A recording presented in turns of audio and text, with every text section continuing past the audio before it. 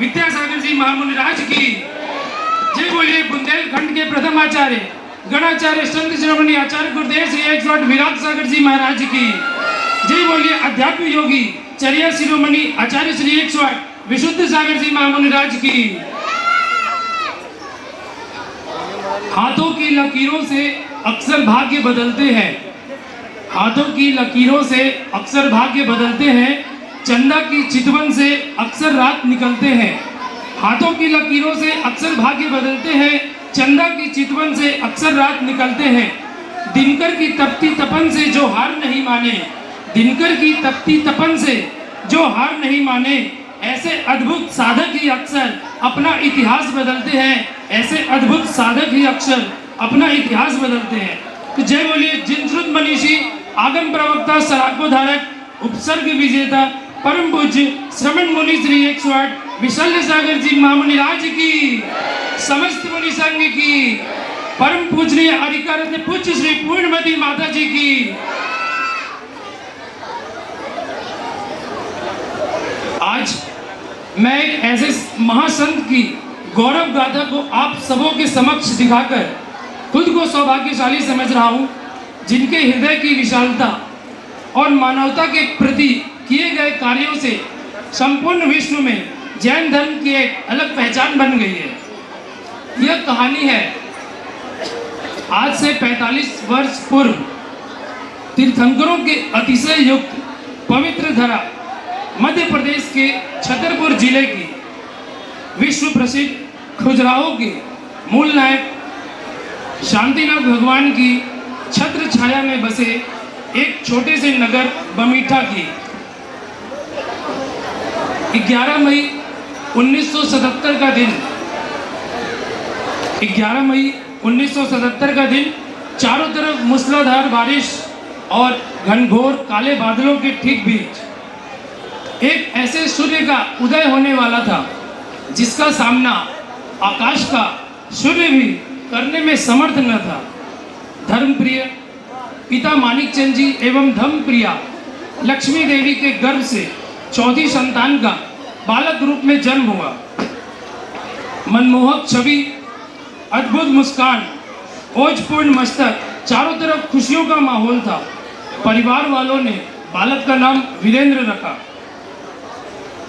बालक वीरेंद्र के परिवार वाले पहले बमीठा के पास एक गांव में ही रहते थे। पूरे गांव में सिर्फ ठाकुर और ब्राह्मण की बस्ती थी। उस पूरे गांव में सिर्फ एक ही जैन परिवार रहता था जो कि इनके बाप दादा का था, और उनका एक अलग ही रुतबा था और एक अलग ही पहचान थी। धीरे धीरे समय बीतता गया, फिर सभी नगर बमीठा में रहने लगे।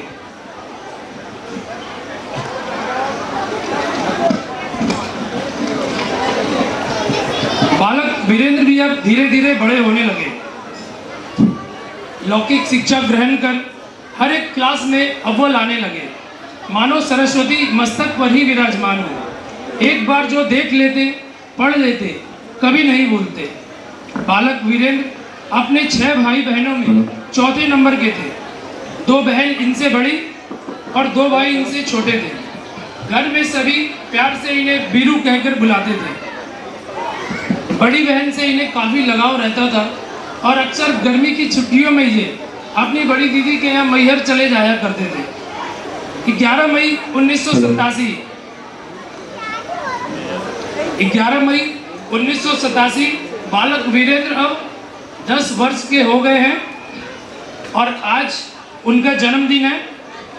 घर पर सभी उनका इंतज़ार कर रहे हैं और न जाने वो कहाँ है।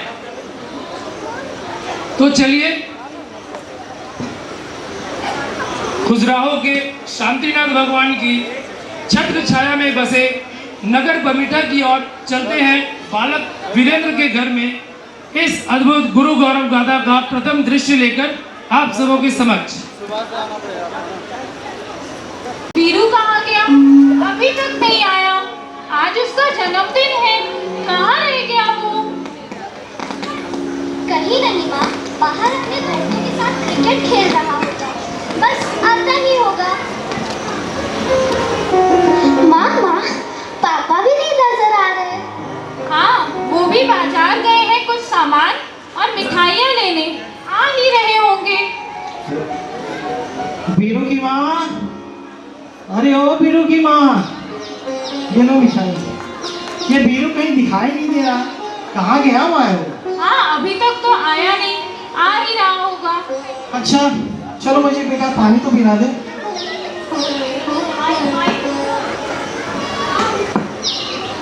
पिताजी, मैं आपको पानी पिला देती हूँ।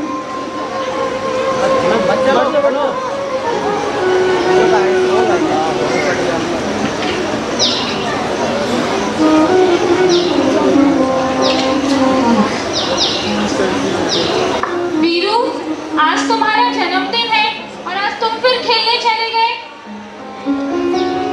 अब आ गया ना माँ, चलो सब मिलकर बीरू का जन्मदिन मनाते हैं। हाँ हाँ चलो सब इसका जन्मदिन मनाते हैं। हाँ आजाओ हाँ सब। चलो। बार बार दिन ये आए, बार बार दिन ये आए, बार बार दिन ये आए, बार बार दिन ये आए, तुम जियो हजारों साल, ये मेरी है आरज़ू। Happy birthday to you, happy birthday to you, happy birthday to Veeru, happy birthday to you. बार बार दिन ये आए, बार बार दिन ये आए, तुम जियो हजारों साल, ये मेरी है आरज़ू।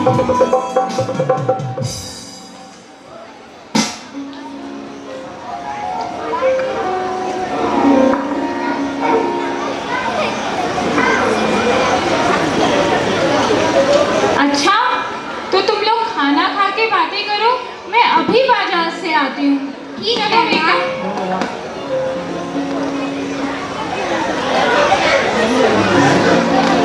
बीरू, तुम्हारी तो परीक्षा आने वाली है ना, तुम एक काम करो, अपनी छोटी दीदी के यहाँ स्नेहा चले जाओ और वहीं खूब मना कर पढ़ाई करो। ठीक है पिताजी। मेरा भाई तो हमेशा से ही अव्वल आता है, इस बार भी जरूर आएगा।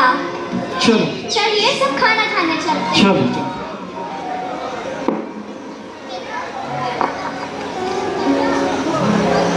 बालक वीरेंद्र 14 वर्ष के हो गए हैं और क्रमशः आगे की परीक्षा में भी अव्वल आते हैं।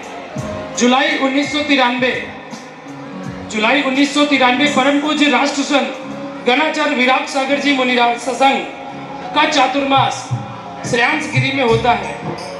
बालक वीरेंद्र अपनी छोटी दीदी के यहाँ सलेहा में रहते हैं, जो कि श्रेयांश गिरी के पास ही है, और सभी आचार्य श्री के दर्शन के लिए जाते हैं।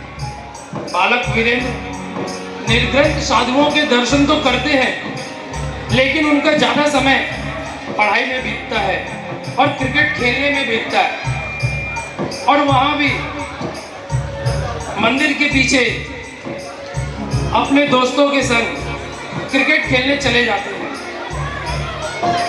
इधर बालक वीरेंद्र मंदिर के पास चौका और छक्का लगा रहे हैं, और उधर आचार्य भगवान 4 कसाए और 6 अवश्य की दिव्य देशना दे रहे हैं।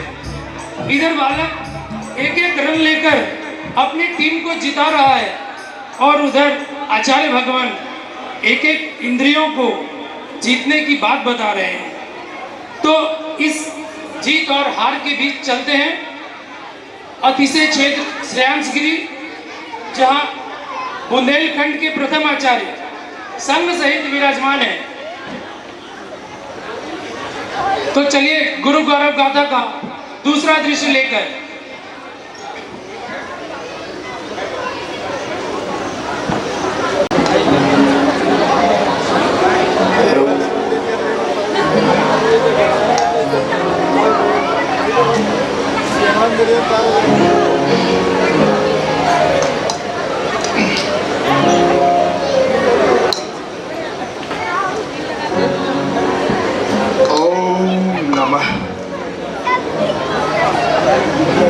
साधना की पवित्रता ही साधक को पवित्र बनाती है। सत्य आचरण से ही उज्जवल चरित्र का निर्माण होता है और उज्जवल चरित्र ही जीवन के सही निर्माण को परिष्कृत करती है। इसलिए हे मानव, समीचीन आचरण ही मुक्ति मंजिल की राह और मानवता का मुकुट है। अतः इसे जीवन में अलंकृत करो, तुम महान बन जाओगे और देखते ही देखते तुम भी एक दिन भगवान बन जाओगे। ओम नमः।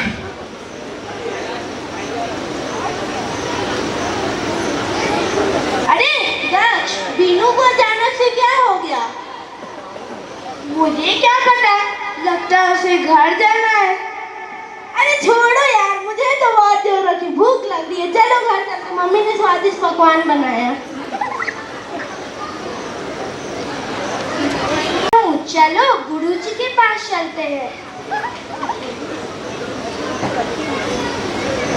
तो आचार्य श्री, मुझे आपसे कुछ पूछना है। हाँ पूछो भाई।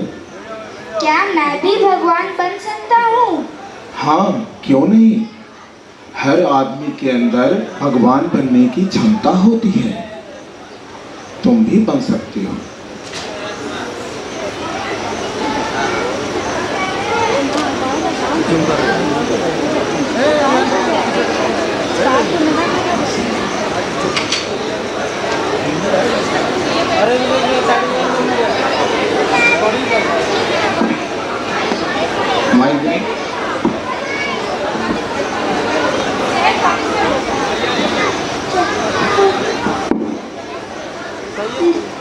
हमें भी ब्रह्मचर्य व्रत लेना है।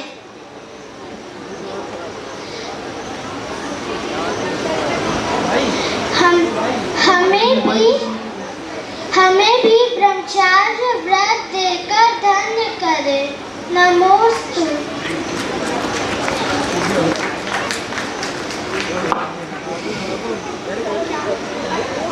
आचार्य श्री, मुझे भी ब्रह्मचर्य व्रत लेना है।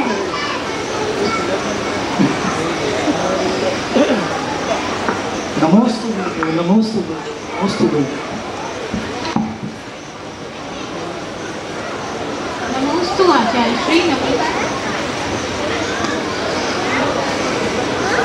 वीरू, तुमने आचार्य श्री के दर्शन तो कर लिए ना?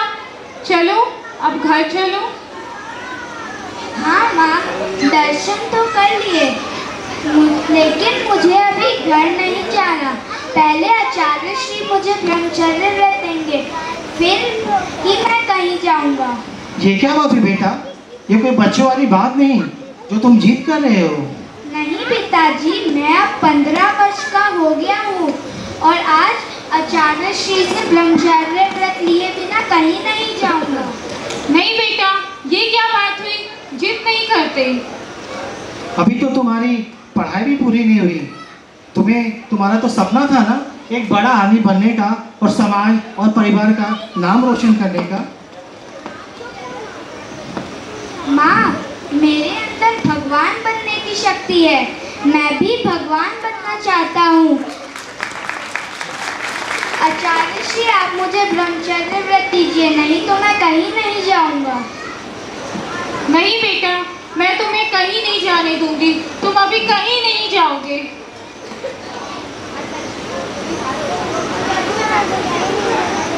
हेलो।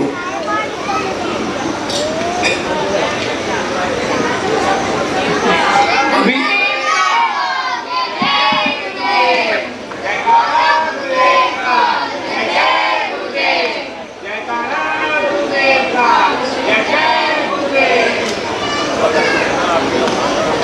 अभी आपने देखा 18 दिसंबर 1993 का दृश्य।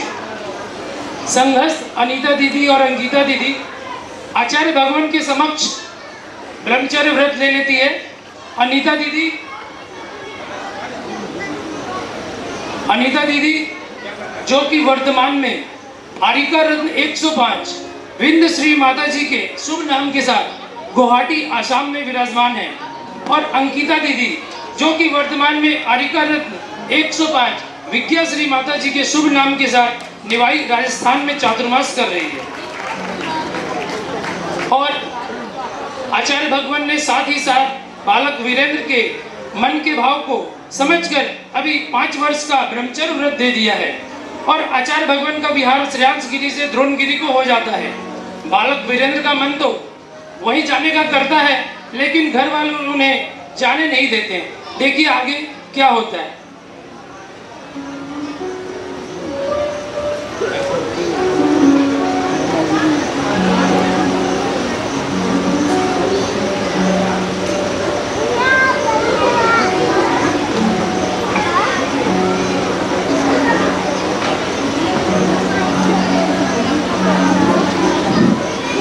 बेटा बीरू, तुम्हें आगे पढ़ाई नहीं करनी, तुम्हें बड़ा आदमी नहीं बनना, अपना नाम, अपने परिवार का नाम और समाज का नाम रोशन नहीं करना क्या?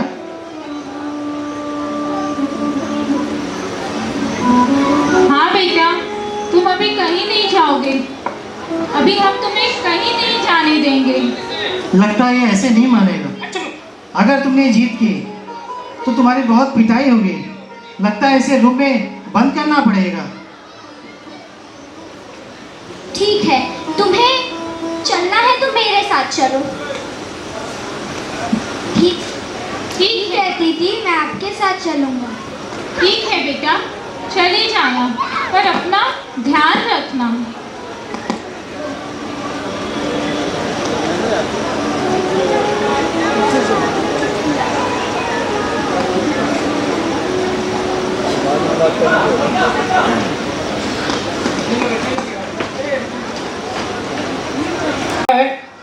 वो अपने मन को संभाल नहीं पा रहा था। घर पर तो बोल दिए कि दीदी के यहाँ जाना है, लेकिन यहाँ पर भी उनका मन नहीं लगता है। इधर दीदी अपने घर के कामों में व्यस्त रहती है और वीरेंद्र दीदी को झूठ बोल देते हैं कि मुझे वापस घर जाना है, और फिर वो वहाँ से भागकर आचार्य श्री के साथ विहार में चले जाते हैं। विहार में काफ़ी लोग आते हैं और क्रमशः आते जाते रहते हैं, लेकिन बालक वीरेंद्र जो जाते हैं वो वापस आते नहीं हैं। इधर माता पिता, दीदी, जीजा जी सभी खोजने में लग जाते हैं। तभी मोहल्ले वालों से पता चलता है कि वीरू तो आचार्य श्री के साथ बड़ा मलहरा तरफ विहार में चला गया। कभी घर वाले, कभी मोहल्ले वाले, कभी दीदी, सभी उन्हें क्रमशः लेने जाते हैं, लेकिन सबको वह उल्टा पुल्टा समझाकर वापस भेज देते हैं। अचानक माँ की तबीयत खराब हो जाती है और इसकी सूचना वीरेंद्र को मिलती है। तो देखिए आगे इस भावपूर्ण दृश्य में क्या होता है।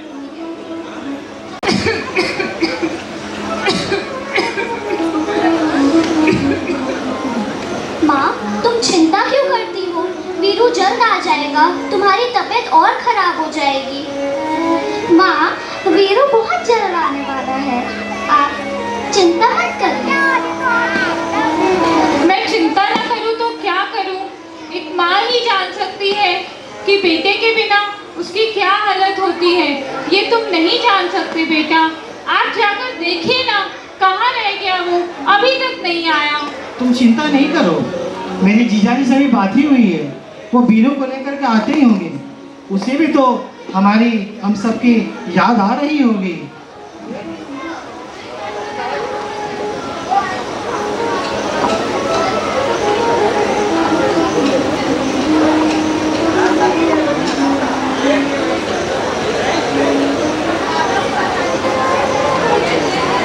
माँ, ओ माँ, देखो तुम्हारा वीरू फूफा जी के साथ आ गया।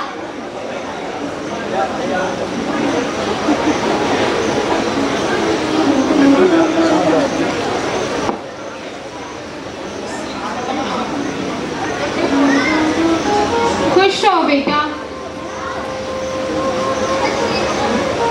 माँ, फूफा जी कह रहे थे आपकी तबीयत ठीक नहीं है, सब कुछ ठीक है ना माँ?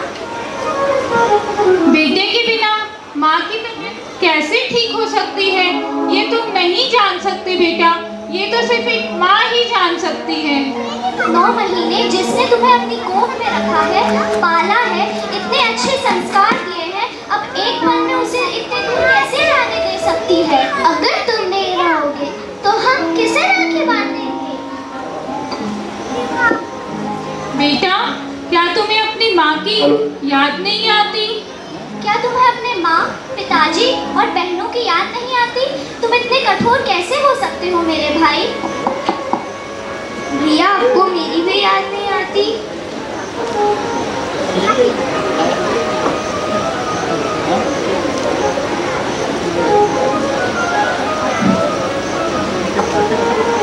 बेटा, क्या तुम्हें हम सबकी याद नहीं आती?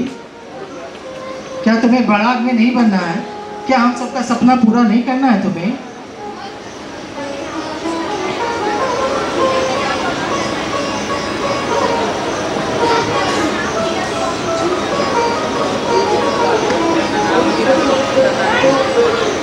अभी तो तुम्हें आगे बहुत पढ़ाई करनी है। इस पूरे जिले का, इस पूरे शहर का, इस पूरे भारत का नाम रोशन करना है।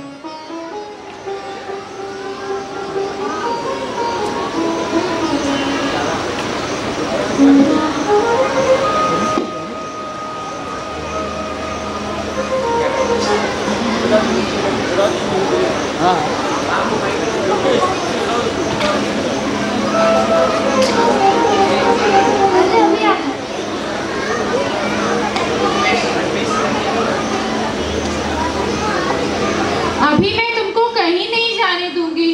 तुम अभी कहीं नहीं जाओगे।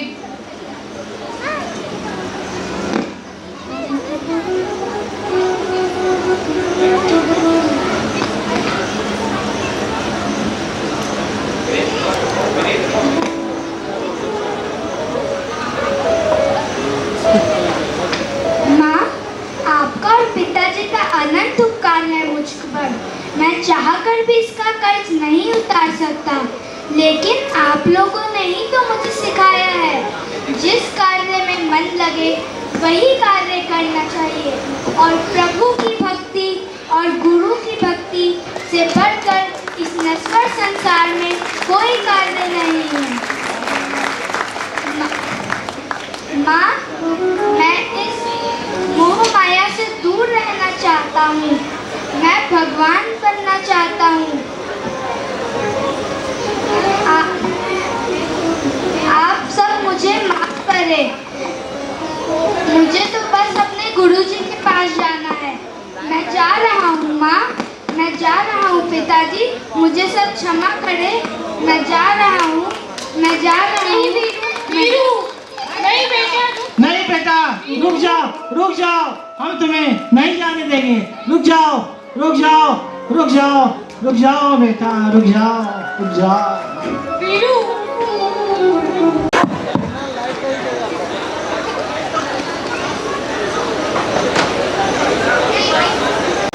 जब वैराग्य ही मन को भाता है, तब और कुछ नजर नहीं आता है। अगला सीन स्टार्ट हो उससे पहले थोड़ा मैं यहाँ कैमरामैन और जो सामने यहाँ पे हैं उनको बता दूँ, थोड़ा सा आप यहाँ से जगह खाली कर दें थोड़ा सा, क्योंकि यहाँ पे सीन का जरूरत है अभी। हाँ, थोड़ा सा सभी पीछे चले जाएं। एक तरफ 16 वर्ष उम्र की दहलीज का वह समय होता है जब उड़ने का मन करता है, कुछ नया करने का मन करता है, घूमने का मन करता है, खाने का मन करता है, नया पहनने का मन करता है। मगर दूसरी तरफ आप सोचिए, नंगे पैर, नुकीले रास्ते, तपती धूप, गरजती बारिश, अनमने भोजन और जमीन पर शयन, तलवार की तीरों से ही किस्मत बना करती है। अरे कौन कहता है कि सिर्फ लकीरों से ही किस्मत बना करती है? घर सर पर हाथ गुरुदेव का हो तो फिर इन लकीरों की भी जरूरत नहीं पड़ती है। घर से निकलकर वीरेंद्र 1993 पपौरा जी अतिशय क्षेत्र पंच कल्याणक में आचार्य श्री के संग में रहने लगते हैं, और इसी समय उनकी ड्रेस और एड्रेस दोनों चेंज हो जाती है। वे आजीवन ब्रह्मचर्य व्रत ले लेते हैं और मात्र 1 साल में 1994 बिना चातुर्मास में 17 वर्ष की उम्र में, मात्र 17 वर्ष की उम्र में 3 प्रतिमा धारण कर केस लॉन्च करते हैं। वीरेंद्र अब ब्रह्मचारी वीरेंद्र हो गए हैं। आचार्य भगवान की छत्र छाया में ज्ञान ध्यान में लीन हो गए हैं। लौकिक पढ़ाई की तरह धर्म क्षेत्र में भी अव्वल आने लगे हैं। मात्र 1 वर्ष की कठिन साधना और आराधना के बाद पूज्य आचार्य श्री ने जीवन के 18वें वर्ष में वैराग्य रूपी अलंकारों से अलंकृत कर मंगलागिरी सागर में 28 जनवरी 1995 को क्षुल्लक पद दे दिया। उस समय बीच में प्लीज डिस्टर्ब आप लोग नहीं कीजिए, अभी सीन है यहाँ से बच्चा लोग नीचे उतरेगा। क्या कर रहे हैं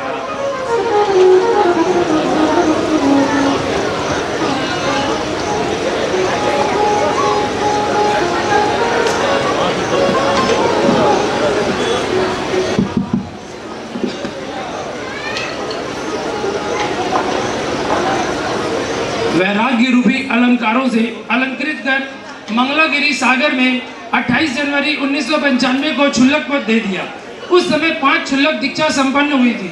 मोक्ष मार्ग पर शने शने कदम बढ़ते गए और इस पंचम काल में चतुर्थ काल की चर्या देखकर आचार्य श्री मुस्कुरा रहे थे और सोच रहे थे कि ऐसा योगी मिला है कि आने वाले समय में देश और समाज में धर्म का डंका पीटेगा। और फिर महज 1 साल में देवेंद्र नगर जिला पन्ना में जीवन के 19वें वर्ष में 23 जनवरी 1996 को एलक पद से विभूषित कर दिया।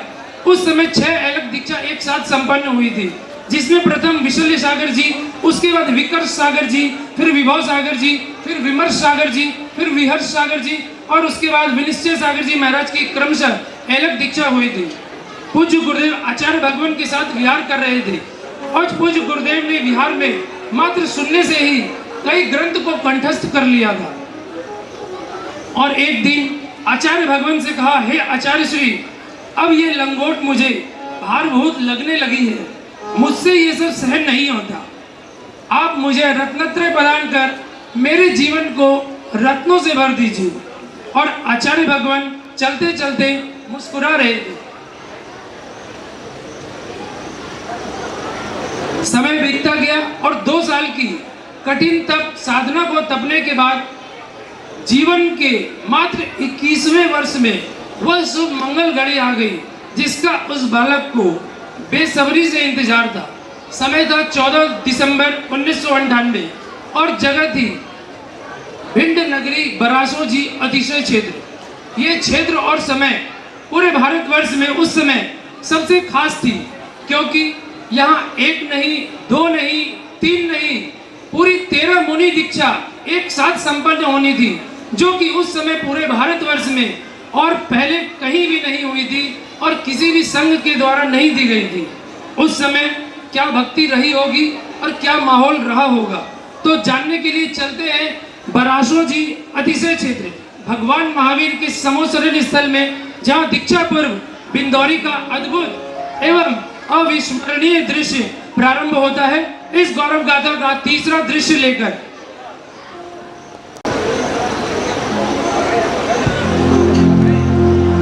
संयम पथ के राही, तेरा दीक्षा जीवन सफल हो। तेरा वेश है जितना उजला, संयम उससे उज्जवल हो। तू नीत बने जन जन का, तुझसे विश्व का मंगल हो। तेरा वेश है जितना उजला, संयम उससे उज्जवल हो। ओ संयम पथ के राही, तेरा दीक्षा जीवन सफल हो। तेरा वेश है जितना उजला, संयम उससे उज्जवल।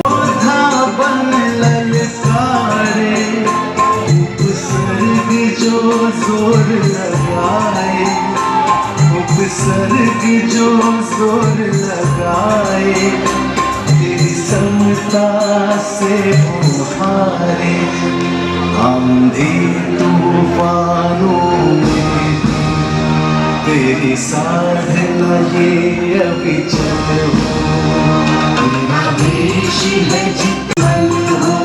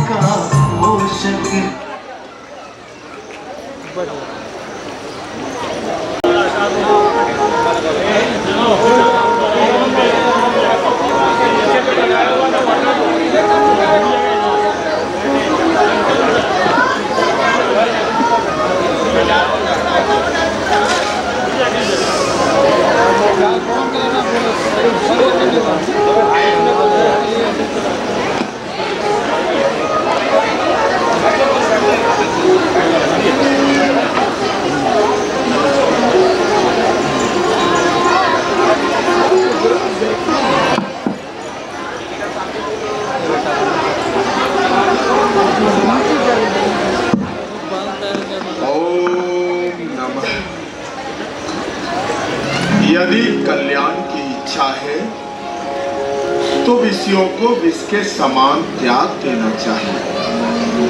क्षमा, सरलता, पवित्रता, सत्य और संयम को अमृत के समान ग्रहण करना चाहिए।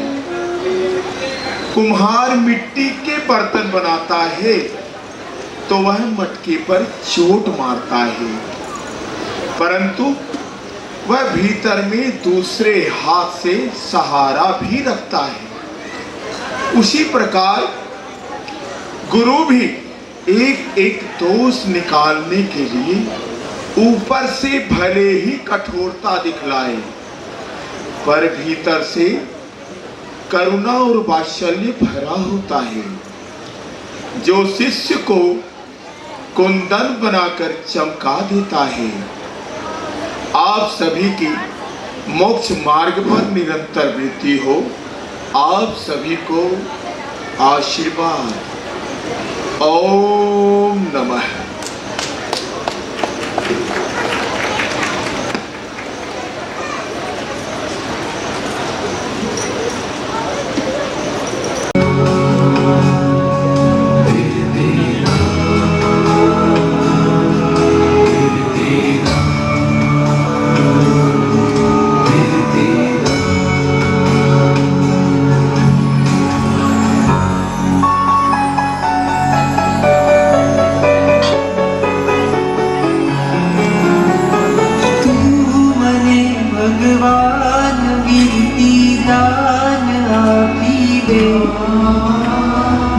पद्माही पंचम पद्मा स्थान आपी दे।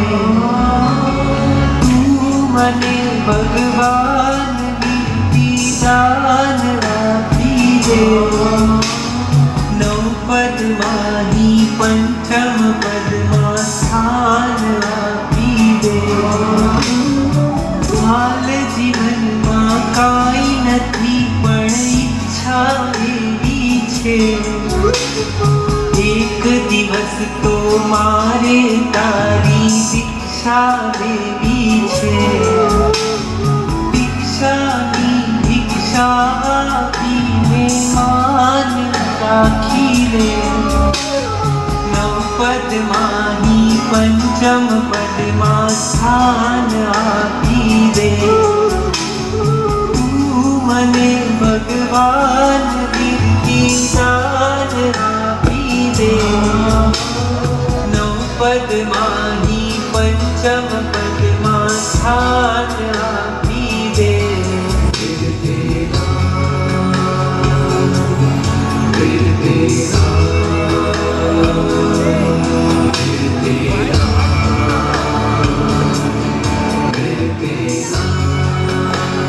ममता मोहन बंधन तोड़ीने वीरमा पंथ चाल्या सौने छोड़ीने। सुख सुविधा छोड़ी प्रीत परम संग जोड़ी। एकल विरधे चाले विरती नीले जोड़ी। त्याग तपस्या समता धारी मुख पर झलके तेज कुमारी। देखना चलिए आप सभी के सामने इतना सुंदर दृश्य चल रहा है, कृपया ताली तो आप लोग बजा ही सकते हैं। जय जयकारा जय जय सैनो जय जयकारा। जय जय वीतिनो जय जयकारा। जय जय सैनो जय जयकारा।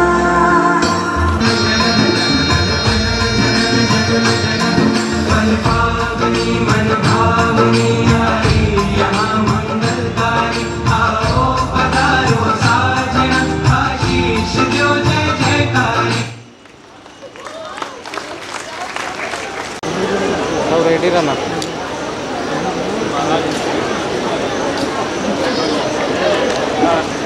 कपड़ा खोल के फेंकेगा।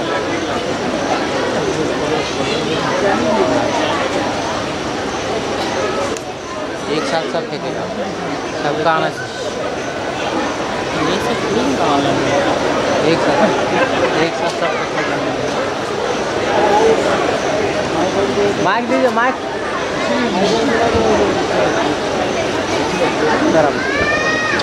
ओम नमः शिवाय।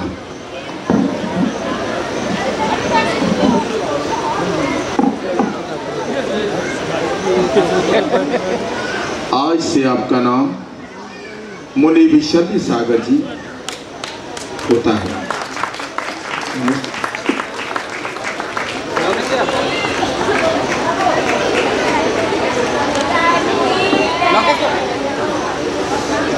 आज से आपका नाम मुनि विभव सागर जी। आज से आपका नाम मुनि विमर्श सागर जी।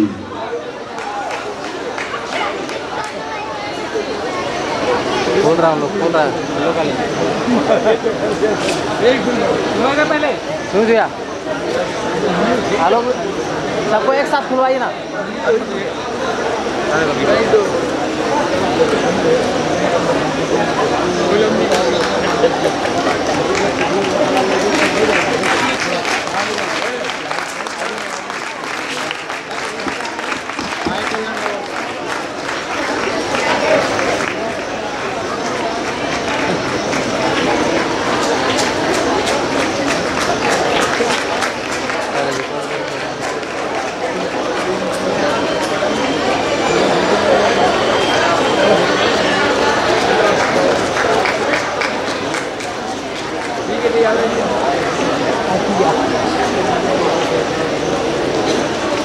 थोड़ा सा क्लोज, तुम लोग क्लोज आ जाओ। थोड़ा सा क्लोज लोकेश भैया, थोड़ा सा अरेंज करवाइए।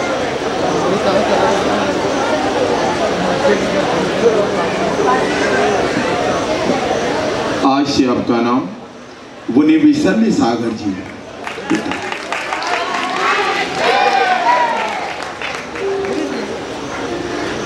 आज से आपका नाम मुनि विभव सागर जी।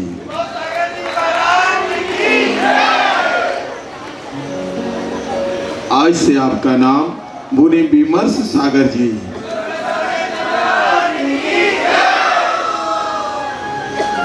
आज से आपका नाम मुनि विहर्ष सागर जी।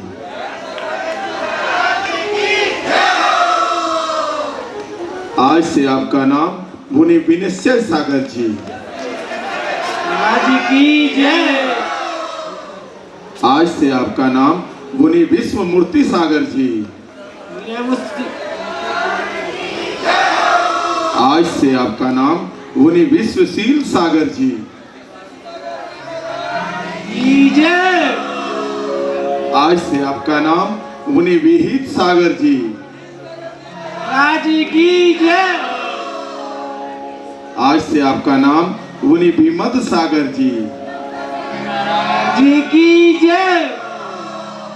आज से आपका नाम मुनि विश्व यज्ञ सागर जी। आज की जय। आज से आपका नाम मुनि विश्व लोचन सागर जी। महाराज की जय हो।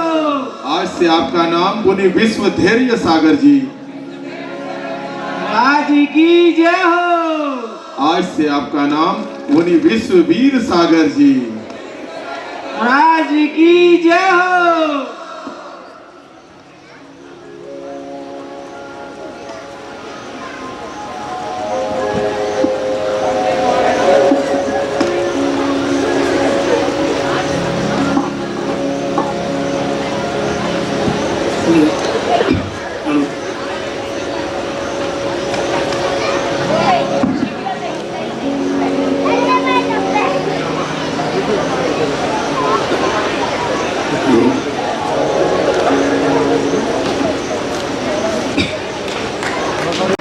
दीक्षा के समय एक बहुत ही अद्भुत नृत्य हुआ था, जिसमें सुश्री खुशी छाबड़ा, घटिका सेठी, हस्ती छाबड़ा, रेशु गंगवाल।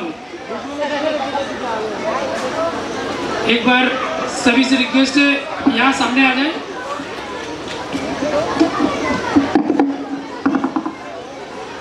रिक्वेस्ट है वो भी आ जाए।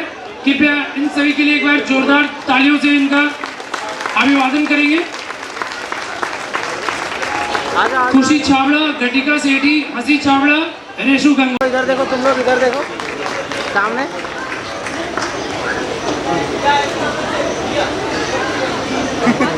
तेरह मुनि दीक्षा संपन्न हुई, जिसमें अग्रज स्थान प्राप्त कर पूज्य गुरुदेव श्री विशल्य सागर जी महाराज रत्नत्रय रूपी रत्न से अलंकृत हुए। आचार्य भगवान की आज्ञा अनुशासन में रहकर पूज्य गुरुदेव ने बाल विज्ञान से लेकर न्याय, सिद्धांत, धवला, महाधवला चारों अनुयोगों का गहन अध्ययन किया। आचार्य भगवान पढ़ने के बाद समय समय पर सबकी परीक्षा भी लेते थे। पूज्य गुरुदेव सभी विषयों में, चाहे वह न्याय का विषय हो या सिद्धांत का विषय हो, सभी परीक्षाओं में अग्रज रहते थे। और पूज्य गुरुदेव मुनि श्री विशल्य सागर जी महाराज अग्रज कैसे रहते थे? तो संगस्थ वर्तमान आचार्य श्री विभव सागर जी महाराज पहले की बात बताते हैं कि विशल्य सागर जी शुरू से ही बहुत चालाक थे। रात के समय सबको वैयावृत्ति कराकर सबको सुला देते थे और अपनी वैयावृत्ति के समय खुद भी सो जाते थे। और जब सब मुनिराज सो जाते थे तो वे उठकर अकेले में पढ़ाई करते थे और सुबह जब आचार्य श्री पूछते थे तो वे जल्दी से बता देते थे और हम सब पीछे रह जाते थे। विशल्य सागर जी प्रतिदिन ऐसा ही किया करते थे।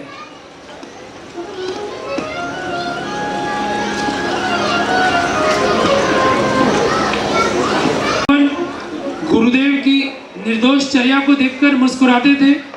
अध्ययन के साथ इन्हें उस समय पूरे संघ की मीडिया प्रभार, पत्र विभाग और बड़े बड़े कार्यक्रमों की रूपरेखा की बागडोर भी दे दी गई थी। पूज्य मुनि विशल्य सागर जी महाराज, विभव सागर जी महाराज, विमद सागर जी महाराज, विशा श्री माता जी, विभा श्री माता जी, विंद श्री माता जी और विशा श्री माता जी, इन सभी की पूरी संघ में एक अलग टीम बन गई थी। ये 1999 की बात है, जब पूज्य गुरुदेव 22 वर्ष के थे। फिर वर्ष 2000 से पूज्य गुरुदेव का स्वास्थ्य अचानक खराब होता चला गया। प्रतिदिन अंतराय होने लगे, तबीयत बिगड़ने लगी, लेकिन गुरुदेव ने अपनी चर्या में कोई शिथिलाचारी नहीं की, निर्दोष चर्या का पालन करते रहते। इसी बीच आचार्य श्री संघ का विहार करगुआ जी से समेत शिखर जी को होना था। मुनि श्री विशुद्ध सागर जी ने आचार्य श्री से कहा, हे आचार्य भगवान, हमारे संघ के मुनि श्री विशल्य सागर जी का स्वास्थ्य निरंतर खराब चल रहा है, चलते चलते चक्कर आ जाते हैं। ऐसे में इतना लंबा विहार कैसे करेंगे? पूरी जानकारी आचार्य श्री के समक्ष बताई। आचार्य श्री ने सोचा, इतने अल्प आयु के साधक का आहार न हो पाना, चक्कर खाकर गिर पड़ना, ये चिंता का विषय है। फिर उन्होंने मुनि श्री विशुद्ध सागर जी, मुनि श्री विशल्य सागर जी और मुनि श्री विश्ववीर सागर जी, 3 मुनि का एक संघ बना दिया और आशीर्वाद देकर आगे बढ़ गए। इधर त्रय मुनि संघ का झांसी से भिंड, टीकमगढ़ आदि के लिए विहार हुआ। पूज्य गुरुदेव का स्वास्थ्य प्रतिदिन गिरता जा रहा था, लेकिन उन्होंने धर्म प्रभावना में कोई कमी नहीं की। कभी सागर सेंट्रल जेल, कभी भोपाल, कहीं पंच कल्याणक, कहीं वेदी प्रतिष्ठा, कहीं मंदिर, कहीं गजरत, अनेकों धार्मिक कार्य किए। अपने स्वास्थ्य को भी निरंतर झेलते रहे और विहार करते रहे। इस मुश्किल परिस्थिति में मुनि श्री विशुद्ध सागर जी ने पूज्य गुरुदेव श्री का न सिर्फ ध्यान रखा, बल्कि समय समय पर उनकी देखभाल भी की। पूज्य गुरुदेव का इलाज भी समय समय पर होता रहा, लेकिन मुश्किल परिस्थिति में भी मुनि संग विहार करते रहे। रास्ते में मुनि चिन्मय सागर जी, अरिका पूर्णमती माता जी संघ से विहार में धर्म चर्चा भी हुई। इसी क्रम में त्रय मुनि संघ 2002 में भोपाल पहुंचे, जहां पूज्य गुरुदेव का स्वास्थ्य बहुत ज्यादा खराब हो गया था। उन्हें चलने में कठिनाई आ रही थी और पूज्य मुनि श्री विशुद्ध सागर जी महाराज और पूज्य मुनि श्री विश्ववीर सागर जी महाराज के द्वारा पूज्य गुरुदेव मुनि श्री विशल्य सागर जी महाराज की आहार चर्या कराई जा रही है भोपाल में। तो चलिए इस गुरु गौरव गाथा का चौथा दृश्य आप सबों के समक्ष। आहार में वहां किस तरह की परिस्थिति आती है, त्याग, समर्पण और गुरु के प्रति भक्ति का एक अद्भुत दृश्य गुरु गौरव गाथा का एक अद्भुत जीवंत मोड़ जो ना ही हमने पहले कभी सुना है और ना ही पहले हमने कभी देखा होगा। तो प्रस्तुत है गुरु गौरव गाथा का 14 दृश्य लेकर।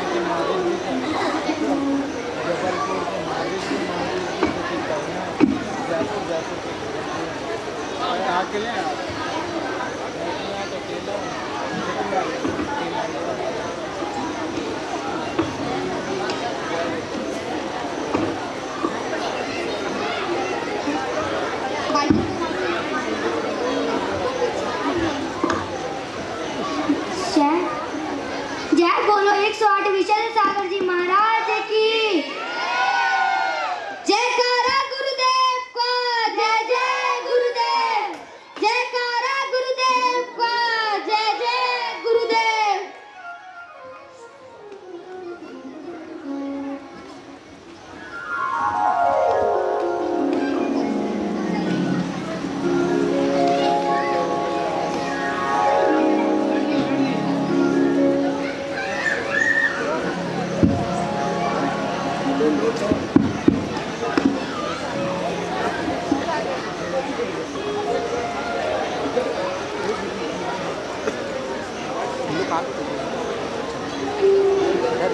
आगे के उसको आगे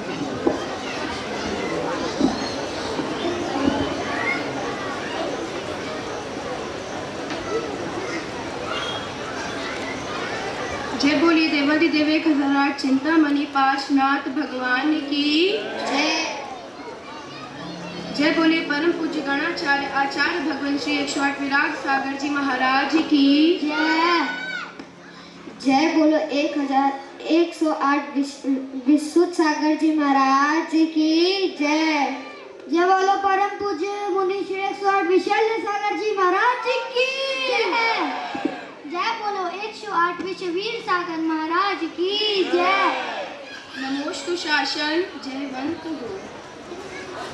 हो ज्ञानी, यदि आपको समाज चलाना है, गृहस्थ को गृहस्थी चलानी है, या राष्ट्र नेता को राष्ट्र चलाना है, या धर्माचार्य को धर्म चलाना है, तो मेरी एक बात हमेशा याद रख लेना बेटा रुपेश। कानों में फूकने वालों पर कभी विश्वास मत करना। जो कानों में कहने आते हैं वह स्वयं को विशेष बनाना चाहते हैं। हो ज्ञानी, ये क्या कर रहे हो? स्वयं को विशेष नहीं विशुद्ध बनना है। जिस तरह मेघों के आने से बादल, जिस तरह मेघों के आने से सूर्य ढक जाता है और वायु के वेग से बादल फिर हट जाता है, बेटा दिलीप उसी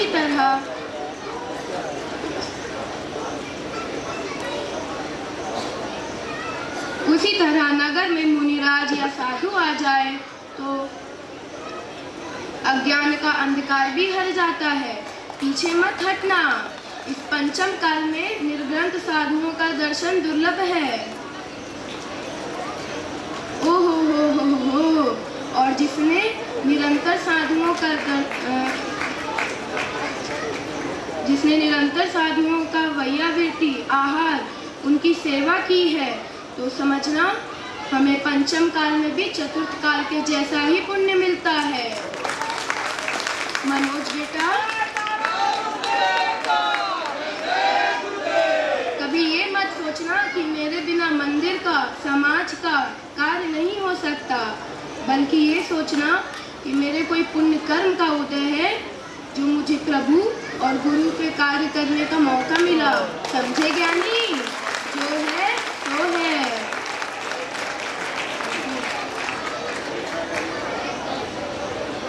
जयकारा गुरुदेव का, जय जय गुरुदेव।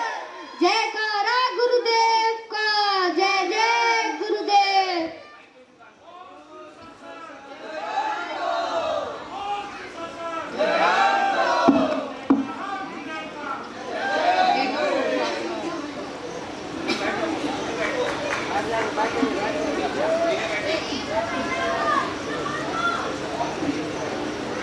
विशल्य सागर जी, आपका आहार निरंतर ठीक से नहीं हो पा रहा है। ऐसा कब तक चलेगा? आपको तो ठीक होना ही होगा। इतने डॉक्टर वैद्य आ गए, लेकिन आपका सही इलाज नहीं हो पा रहा है।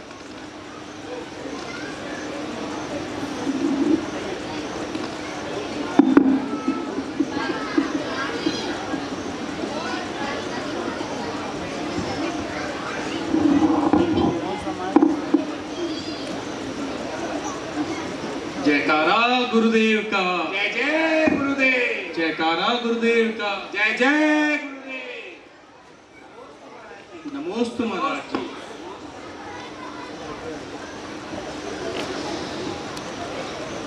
गुरुजी, इससे पहले जो भी डॉक्टर आए थे उनकी दवाई से कुछ खास असर होता नहीं दिख रहा है। हाँ, आज हम डॉक्टर अनिल जी आयुर्वेद के बहुत पुराने डॉक्टर हैं, उनको भी लाए हैं। इनकी दवाई से काफी राहत रहती है। आप तो इनको जानते ही हैं। नमोस्तु गुरुदेव। अनिल जी, देखिए हमारे महाराज को, इनका जल्द उपचार कीजिए। जी, जैसी आज्ञा गुरुदेव।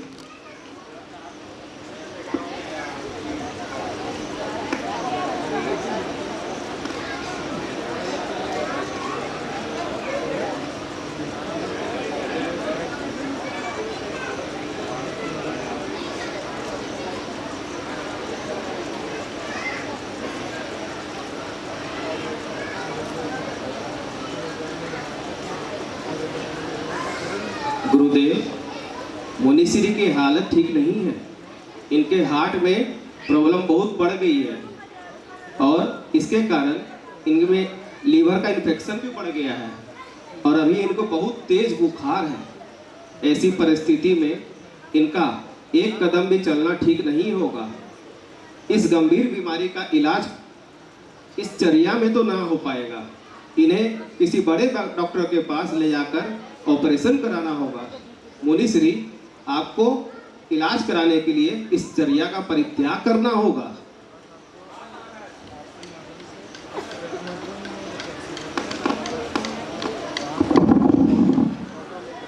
हाँ महाराज, अनिल जी ठीक बोल रहे हैं।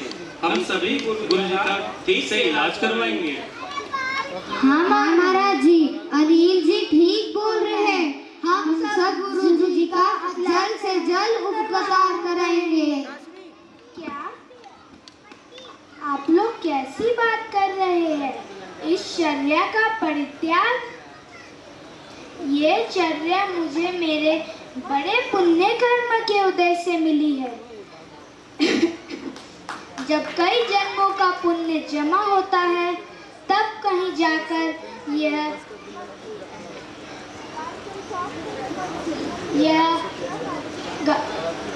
ये दिगंबर चर्या पाने का सौभाग्य प्राप्त होता है। नहीं नहीं, मैं समाधि धारण करूंगा, पर अपने दीक्षा को नहीं छोड़ूंगा। अपने महान गुरु के वचनों को कभी गलत नहीं होने दूंगा। मुझसे यह सब नहीं होगा।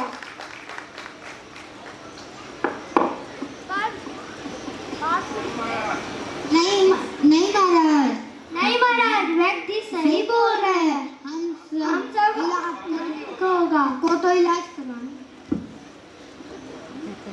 देखिए, सभी शांत हो जाए। आप लोग चिंता मत कीजिए।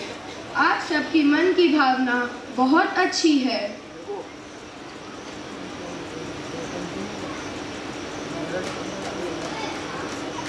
आप सब एकत्रित होकर पूज्य आचार्य भगवान के पास जाएं और पूरी जानकारी अच्छे से दीजिए। इसका निर्णय आचार्य भगवान ही करेंगे। जो है सो है। आप सब आचार्य भगवान के पास जाने की तैयारी कीजिए। जय आचार्य विशल सागर जी महाराज की जय।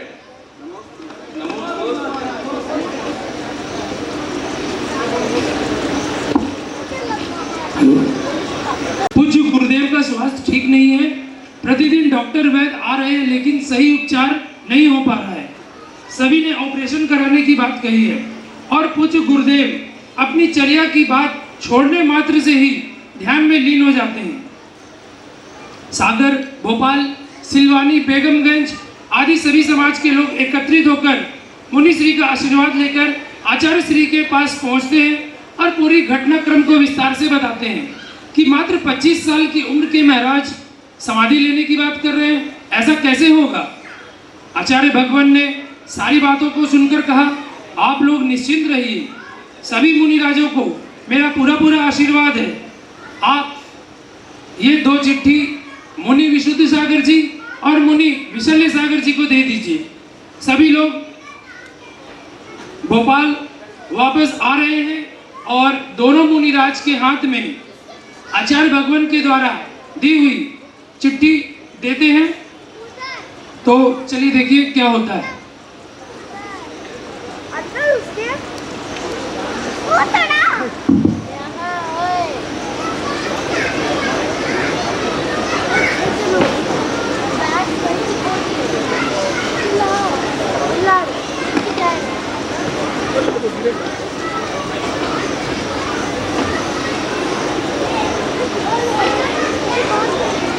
जयकारा गुरुदेव का, जय जय गुरुदेव।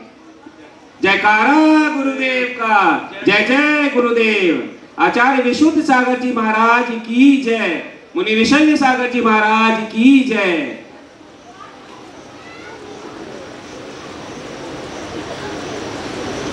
आप लोग देख रहे हैं कि दोनों मुनिराजों के हाथ में आचार्य भगवान के द्वारा दी गई चिट्ठी और आशीर्वाद आती है। दोनों मुनिराज आचार्य भगवान के चरणों में यहीं से त्रिकाल नमोस्तु करते हुए अब इस चिट्ठी में क्या लिखा होता है ये जानने के लिए हम सभी उत्सुक हैं। त्याग, समर्पण और गुरु की भक्ति की इस उत्सुकता को बनाए रखने के लिए और इस गौरव गाथा के हर एक शब्द और हर दृश्य को नमन करते हुए इसी संकल्प के साथ पूज्य गुरुदेव के श्री चरणों में नमन करते हैं कि कल इसी समय इस गुरु गौरव गाथा का पार्ट 2 देखेंगे और जानेंगे कि उस चिट्ठी में क्या लिखा होता है और पूज्य गुरुदेव के जीवन चरित्र में आगे और क्या क्या घटित होने वाला है।